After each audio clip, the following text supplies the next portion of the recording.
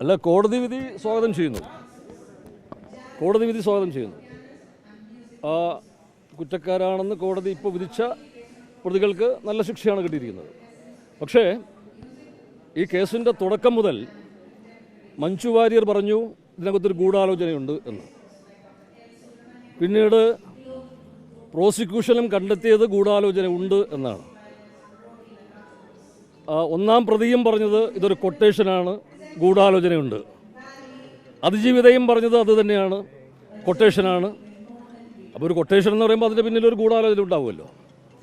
ഇപ്പോൾ വെറുതെ വിട്ട നമ്മുടെ പ്രിയപ്പെട്ട ദിലീപും പറയുന്നത് ഇതിനകത്തൊരു ഗൂഢാലോചന ഉണ്ട് എന്നാണ്.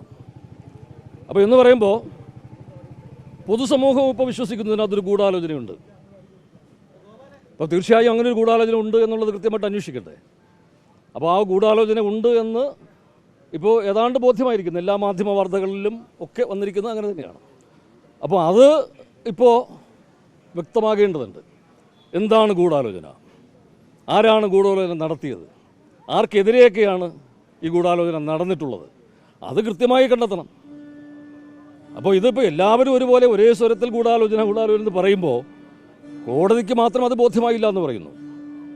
അത് അതിൻ്റെ വിശദാംശങ്ങളിലേക്കൊന്നും ഞാൻ കടക്കുന്നില്ല. പക്ഷേ ഗൂഢാലോചന കൃത്യമായി അന്വേഷിക്കുകയും അത് കണ്ടെത്തുകയും ഗൂഢാലോചന നടത്തിയവരെ അവരാര് തന്നെയായിരുന്നാലും ശരി ഏറ്റവും മാതൃകാപരമായ ശിക്ഷ അവർക്ക് ഉറപ്പാക്കണം. അത് നമ്മുടെ നീതി ന്യായ വ്യവസ്ഥയിലുള്ള നമ്മുടെ പൊതുസമൂഹത്തിൻ്റെ വിശ്വാസ്യത അത് വർദ്ധിപ്പിക്കുന്ന ഒരു നടപടിയായിട്ട് മാറും. അതാണ് എനിക്ക് പറയാനുള്ളത്.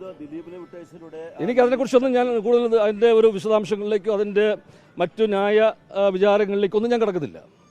എല്ലാവരും ഒരേ സ്വരത്തിൽ ഗൂഢാലോചന എന്ന് പറയുമ്പോൾ അത് അന്വേഷിക്കണ്ടേ? പൊതുസമൂഹം മുഴുവൻ അങ്ങനെ ഒരു ഒരു ഒരു ഒരു ഗൂഢാലോചന സിദ്ധാന്തം ഇപ്പോൾ വിശ്വസിക്കുന്ന ഒരു മട്ടാണ്. അപ്പോൾ ഗൂഢാലോചന എന്ന് പറയുമ്പോൾ അതിങ്ങനെ അന്തരീക്ഷത്തിൽ ശൂന്യതയിൽ ഉണ്ടാവില്ലല്ലോ. അതിന് പിന്നിൽ ഗൂഢാലോചന നടത്തിയവരുണ്ടാവും. അവരെ കണ്ടെത്തണം, അവരെ നിയമത്തിന് മുമ്പിൽ കൊണ്ടുവരണം, പരമാവധി ശിക്ഷ അവർക്ക് ഉറപ്പാക്കണം. അല്ല, അത് അതിജീവിതം തന്നെ നീതി ലഭിച്ചില്ല എന്ന് പറയുമ്പോൾ എങ്ങനെയാണ് നമ്മൾ നീതി ലഭിച്ചു എന്ന് നമുക്ക് പറയാൻ പറ്റുന്ന? അതിജീവിത പറയുന്നത് നീതി ലഭിച്ചിട്ടില്ല എന്നാണ്. അതിജീവിതയെ അനുകൂലിക്കുന്നവർ മുഴുവൻ പറയുന്നതും നീതി ലഭിച്ചിട്ടില്ല എന്ന് തന്നെയാണ്.